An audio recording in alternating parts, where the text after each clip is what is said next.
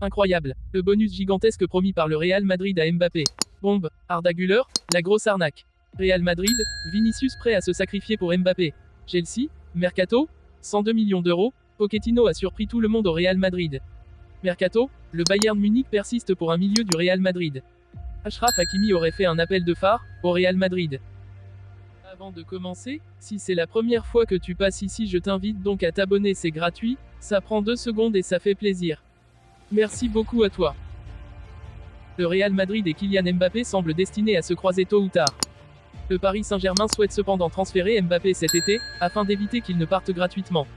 Il estime qu'il a déjà accepté de signer au Real Madrid l'été prochain, lorsque son contrat avec le PSG arrivera à terme. Jusqu'à présent, il a refusé de partir et a poursuivi son plan pour terminer son contrat au PSG, qui espère que le Real Madrid négociera un accord avec lui pour Mbappé. Selon Jonathan Johnson, révélé dans sa chronique exclusive avec Court Offside, le PSG pense que la prime à la signature que le Real Madrid lui a promise est en partie responsable de sa réticence à forcer un transfert cet été. Selon ces informations, le PSG pense que la prime pourrait s'élever à 160 millions d'euros. Si c'est le cas, sa prime à la signature arriverait en 3e position, derrière son propre transfert de l'AS Monaco au PSG et celui de Neymar au FC Barcelone, en termes d'indemnité de transfert record. Le Real Madrid préférerait sans doute que l'argent aille à Mbappé plutôt qu'au PSG sous forme d'indemnité de transfert, à condition qu'il se contente de le voir arriver l'été prochain. Cette évolution s'inscrit dans le cadre d'un changement plus large qui a vu les joueurs exercer leur valeur sur le marché, attendre l'expiration de leur contrat et ensuite maximiser leur valeur sur le marché, un peu comme dans la NBA ou la NFL. La nouvelle star du Real Madrid, Arda Güler, était sur toutes les lèvres lors de la pré-saison en Espagne, mais une blessure au genou l'a fait chuter. Le jeune homme de 18 ans a été renvoyé de la tournée de pré-saison aux États-Unis, après la découverte d'une blessure au ménisque du genou. De retour dans la capitale espagnole, la rumeur a couru que cette lésion pourrait l'obliger à se faire opérer, ce qui l'aurait tenu à l'écart du jeu pendant 3 à 5 mois. Cependant, les Blancos, soucieux d'éviter une intervention chirurgicale, suivent un traitement conservateur pour Güler, et le pronostic est positif. Le pronostic était initialement de 2 mois, mais Carlo Ancelotti a encore réduit ce délai, comme il l'a déclaré à Diario AS. Parler de problèmes médicaux est compliqué. Ce n'est pas un problème grave.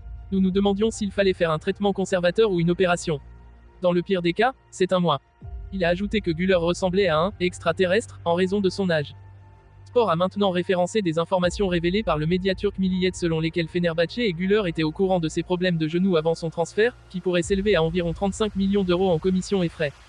Selon le journal, Fenerbahçe et l'entraîneur Jorge Jesus ont été informés en mars que le seul moyen de résoudre définitivement la blessure était l'opération, mais ils ont eux aussi opté pour un traitement conservateur.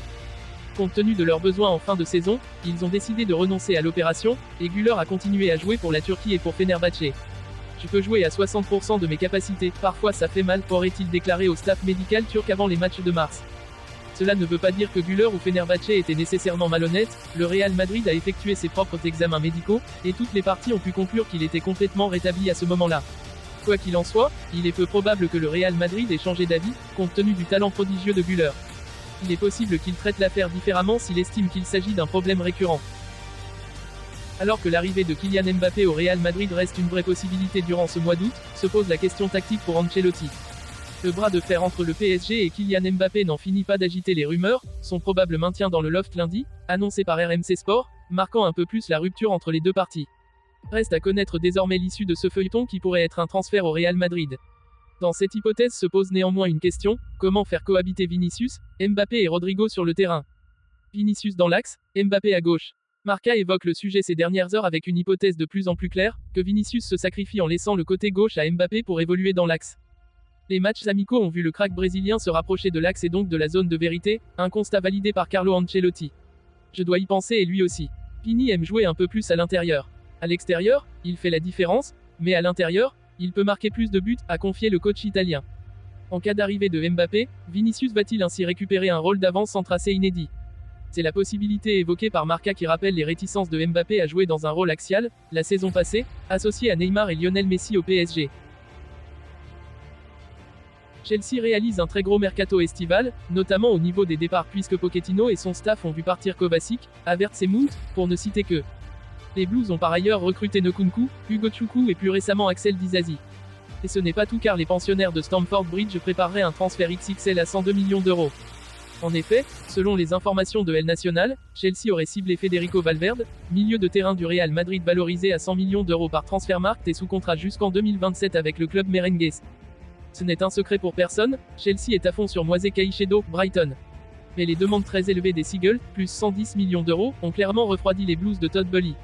C'est la raison qui les pousse à se renseigner pour d'autres pistes, notamment celle menant à Federico Valverde, qui pourrait à son tour faire l'objet d'une offre du club londonien à hauteur de 102 millions d'euros, soit le montant déjà proposé à Brighton pour l'international équatorien. Pas certain que Carlo Ancelotti et Florentino Pérez soient d'accord pour lâcher le coéquipier de Vinicius Junior et Jude Bellingham au Real Madrid, affaire à suivre tout de même pour la formation de Premier League basée à Londres et son entraîneur Mauricio Pochettino. Le Bayern Munich ne lâche pas un milieu de terrain du Real Madrid. L'idée d'un prêt ne serait pas exclue. Thomas Tuchel, l'entraîneur du Bayern de Munich, insiste sur l'importance d'ajouter un milieu de terrain à son équipe. La signature de Declan Rice à Arsenal aurait conduit les Allemands à explorer d'autres pistes. L'une d'elles se trouverait au Real Madrid. Selon le journal Sport 1, Aurélien Tchouaméni figure actuellement en tête de la liste des candidats souhaités par le technicien allemand. Des discussions seraient même en cours entre la formation bavaroise et le Real Madrid pour trouver un accord. Tuchel ne serait pas pressé. Âgé de 23 ans, le natif de Rouen n'a rejoint le Real Madrid que l'été dernier. Les dirigeants madrilènes avaient alors déboursé 80 millions d'euros pour l'attirer depuis l'AS Monaco. Le joueur a signé un contrat jusqu'en juin 2028, espérant faire une longue carrière en blanc. Mais tout ne pourrait pas être si simple. La proposition du Bayern serait jugée intéressante par le Real Madrid. Si les Espagnols ne souhaitent pas vendre Tchouaméni, ils pourraient envisager un prêt, alors que l'arrivée de Jude Bellingham, il y a quelques semaines, pourrait contrarier le temps de jeu de l'international français, 25 sélections. Aucune réponse n'a encore été donnée par Madrid. Les rumeurs suggèrent néanmoins que Florentino Pérez pourrait lui accorder un bon de sortie. Pour rappel, Thomas Tuchel a été explicite lors de sa dernière conférence de presse, nos milieux sont très agiles, ils adorent jouer entre les zones. De mon point de vue, ce que nous n'avons pas, c'est un numéro 6 défensif qui garde sa position, pense défensivement, prête plus d'attention à la protection et à ce qui se passe dans le dernier tiers du terrain. Thomas Tuchel ne serait pas pressé et serait disposé à attendre que le Real Madrid prenne une décision. D'autres options seraient à l'étude, comme celle d'Edson Alvarez de l'Ajax d'Amsterdam. Sous contrat au PSG jusqu'en 2026, Achraf Hakimi, par le biais de son représentant, a ouvert la porte à un départ. Achraf a quitté Madrid depuis 5 ans, Madrid est toujours sa maison mais aujourd'hui nous devons être amoureux du projet qui le paye, et c'est le PSG. Si Madrid veut Achraf, logiquement nous l'écouterons, si vous lui demandez, vous verrez qu'il est fan de Madrid, mais notre projet maintenant c'est le PSG. Si le PSG est intéressé par le futur ou si les deux parties veulent changer le cours de la situation, alors nous nous assiérons et nous travaillerons dessus. Nous faisons partie de la profession et nous devons accepter les défis. Parfois, les choses tournent mal et il faut changer de cap, mais aujourd'hui, ce serait une erreur de penser à Madrid, a d'abord lancé Alejandro Camaño pour AS. Achraf veut être heureux dans un projet sportif d'avenir, il a 24 ans et est allé au PSG avec beaucoup d'enthousiasme, il y avait d'autres équipes derrière lui et nous avons misé sur le PSG. Le projet était d'atteindre des étapes plus importantes de la Ligue des Champions, elles n'ont pas été atteintes et le projet est déstabilisé. Le directeur sportif, Luis Campos, a tout mon respect et toute ma confiance dans le prochain projet, nous pensons qu'ils vont le réhabiliter, et à partir de là nous verrons quel sera l'avenir d'Achraf. Il lui reste 3 ans de contrat et nous voulons qu'il ait l'esprit tranquille. Que peut-il se passer? Je ne sais pas, à un moment donné, nous devrons nous asseoir avec le PSG et repenser la situation, mais nous voyons ce que fait le club, pour le moment, il n'a pas d'entraîneur. Ce n'est pas le climat pour avoir l'esprit tranquille. Quand le PSG aura un entraîneur et qu'il communiquera sur son projet, nous verrons. C'est l'un des meilleurs clubs du monde. Nous attendons que cela se stabilise et nous verrons, a terminé l'agent du latéral parisien dans une sortie inquiétante.